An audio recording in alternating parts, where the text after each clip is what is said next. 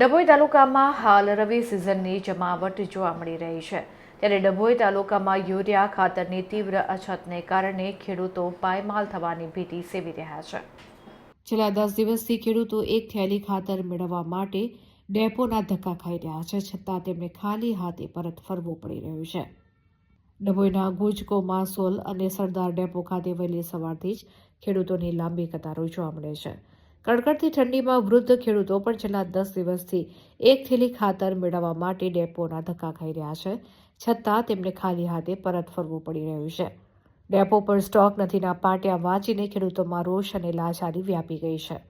વર્તમાન સમયમાં ખેડૂતોએ ઘઉં, તુવેર અને દિવેલા જેવા મહત્વના પાકોનું વાવેતર કર્યું છે. આ પાકોના વિકાસ માટે યુરિયા ખાતર એ પાયાની જરૂરિયાત છે. જો સમયસર ખાતર આપવામાં ન આવે તો પાકનો વિકાસ અટકી જાય છે અને ઉત્પાદનમાં મોટો ઘટાડો આવવાની શક્યતા રહેલી છે. ખેડૂતોનું કહેવું છે કે જો આગામી 2-3 દિવસમાં ખાતર નહીં મળે તો આખી સિઝન નિષ્ફળ જશે.